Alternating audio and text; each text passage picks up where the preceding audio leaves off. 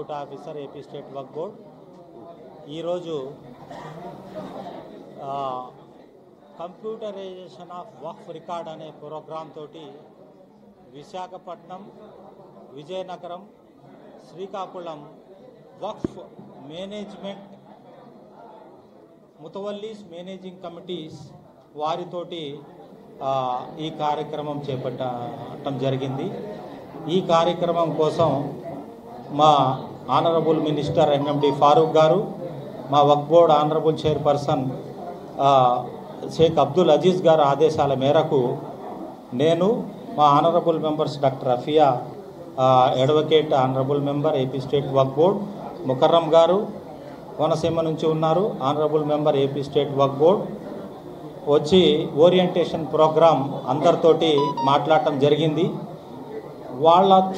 అంటే ఈ కంప్యూటరైజేషన్ చేయటం వల్ల మన రికార్డు, మన ప్రాపర్టీస్ ఏ విధంగా సంబంధించిన రికార్డు ఏ విధంగా భద్రపరుచుకుంటాము, భద్రపరచాల్సిన అవసరం ఏముందనేసి వాళ్ళకి చెప్పటం జరిగింది. వాళ్ళందరూ విన్నారు. ఏ విధంగా రిజిస్ట్రేషన్ చేసుకోవాలనేది వాళ్ళకి ఓరియంటేషన్ ప్రోగ్రాం గురించి మనం వాళ్ళకి ఎడ్యుకేట్ చేయటం జరిగింది. డిస్టిక్ నుంచి డిస్టిక్ కలెక్టర్ గారు, డిఆర్ఓ గారు, మా డిఎండబ్ల్యూ విశాఖపట్నం గారిని పంపించడం జరిగింది. వారి సహాయ సహకారాలు కూడా ఈ పోర్టల్లో ఇన్ఫర్మేషన్ ఎక్కించే ముందు వాళ్ళ సహకారం, రెవెన్యూ వాళ్ళ సహకారం మాకు అవసరం కాబట్టి వాళ్ళకి మనం రిక్వెస్ట్ చేయడం జరిగింది. ఇవాళ డిఆర్ఓ గారు కూడా రియాక్ట్ అయ్యి అందరూ తహసీల్దార్ గారిని, డిఎండబ్ల్యూ గారిని ఆదేశించి వక్ఫ్ ఇన్స్టిట్యూషన్కి సంబంధించిన ఏదైతే రికార్డు ఉందో వాళ్ళ దగ్గర రెవెన్యూ అది మొత్తము ఆ వక్ఫ్ ఇన్స్టిట్యూషన్స్కి ఇవ్వమని ఆదేశాలు ఇవ్వటం జరిగింది. ఆ విధంగా ఈ పోర్టల్లో వక్ఫ్ రికార్డు భద్రపరచడం కోసము ఆ పోర్టల్ని తీసుకురావడం జరిగింది స్టేట్ గవర్నమెంట్. ఈ సందర్భంగా అందరూ ముతవల్లీల్ని ప్రాపర్టీ ఏ విధంగా ప్రొటెక్ట్ చేయాలా, వచ్చిన ఇన్కమ్ ఏ విధంగా ఖర్చు పెట్టాలా, మిగులు ఉన్న ఈ నిధుల్ని ఏ విధంగా ఎవరి కోసం ఖర్చు పెట్టాలనేది కూలంకుషంగా చర్చించడం జరిగింది. వాళ్ళు కూడా సానుకూలంగా స్పందించి మిగులు ఇన్కమ్ నుంచి ఏ ఇన్స్టిట్యూషన్కి అయితే ఉందో ఆ ఇన్స్టిట్యూషన్ ఆ డబ్బులు తాలీమే హున్నర్ అనే ప్రోగ్రాం ఒకటి ఇప్పుడు మా ఒక బోర్డు ఒకటి మంచి ప్రోగ్రాం తీసుకురావటం జరిగింది. దాంట్లో ఏముందంటే నిరుపేద ఎవరైతే విడోస్ ఉంటారో ముస్లిమ్స్ వాళ్ళకి ట్రెడిషనల్ స్కిల్ ఒకటి నేర్పించి వాళ్ళకు ఒక మిషన్ ఇచ్చి వాళ్ళకి సర్టిఫికెట్ ఇచ్చి వాళ్ళు సొసైటీలో గౌరవంగా బతికేటట్టుగా చేయటానికి ఒక ట్రైనింగ్ ఇవ్వటానికి పూనుకున్నాము. ఈ విశాఖపట్నంలో దర్గా హజరత్ ఇషాక్ అలీ మదనీ గారి దగ్గర ఒక బిల్డింగ్ ఉంది. అక్కడ దానికి సంబంధించిన నిధులు ఉన్నాయి. ఆ నిధుల్ని ఖర్చు పెట్టి వాళ్ళకి ట్రైనింగ్ ఇవ్వటం జరుగుతుంది. ఆ విధంగానే విజయనగరంలో దర్గా ఖాదర్ అలీ బాబా దర్గా షరీఫ్ ముతవల్లి గారు ఉన్నారు. మళ్ళా రహీం గారు జీటీ రోడ్ మన జామియా మస్జిద్ 3 ల్యాంప్స్ ఇన్స్టిట్యూషన్ మా ప్రెసిడెంట్ గారు కూడా ఇందాక ప్రసంగించడం జరిగింది. వాళ్ళు కూడా ఇది మంచి ప్రోగ్రాము. ఈ మా మిగులు నిధుల్ని పేదలకి పంచడానికి వాళ్ళ బాగోగులు, వాళ్ళ చదువు కోసం, వాళ్ళ అభివృద్ధి కోసం ఖర్చు చేయడానికి వాళ్ళు ముందుకొచ్చారు. ఇది మంచి పరిణామం. అందరూ కూడా మేము కూడా ఎంతో కొంత కమ్యూనిటీకి చేద్దామని చెప్పేసే ఉద్దేశంతో వాళ్ళు వచ్చారు. వక్ఫ్ కాన్సెప్ట్ అదేనండి. వక్ఫ్ కాన్సెప్ట్ అంటే దేవుడి కోసము ప్రాపర్టీస్ ఇవ్వడం జరుగుతుంది.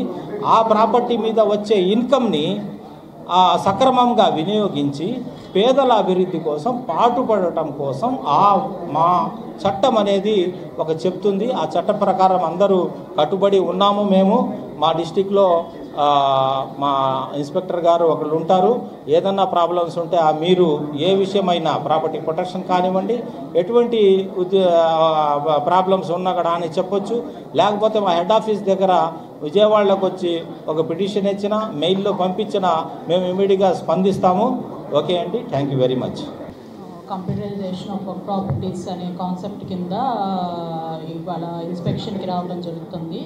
మేము మెంబర్సు సిఇఓ గారితో కలిసి అందరం కలిసి వచ్చాము. ఇక్కడ ఉన్న వక్ఫ్ ఇన్స్టిట్యూషన్స్ అన్నీ ఇన్స్పెక్ట్ చేసుకున్నాము.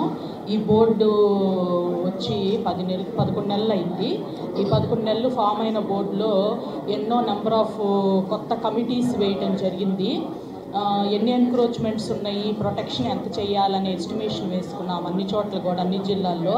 అది మా ఐఏలు ఎవరెవరు ఉన్నారో రెస్పెక్టివ్గా ఆ ఐఏల ద్వారా మేమంతా కూడా ఇన్ఫర్మేషన్ కలెక్ట్ చేసుకోవడం జరిగింది. ఆ తర్వాత నెక్స్ట్ ఏంటంటే మేము board members including chairman sir మేమందరం డెసిషన్ తీసుకొని మైనారిటీస్ వెల్ఫేర్ డిపార్ట్మెంట్కి లెటర్ ట్రిబ్యునల్ కోసం, రెగ్యులర్ జడ్జి గారి కోసం రాయటం జరిగింది. అది కూడా త్వరలో 1 monthలో రాబోతుంది. Regular tribunal sitting judges in the కర్నూలులో రాబోతుంది. దానివల్ల ఏమవుతుందంటే ఎప్పుడైతే కోర్టు కేసెస్ ట్రిబ్యునల్లో నడుస్తాయో సక్రమంగా రెగ్యులర్గా, ఆ ఎన్క్రోచ్మెంట్స్ మనం రికవరీ చేయగలం అన్నమాట.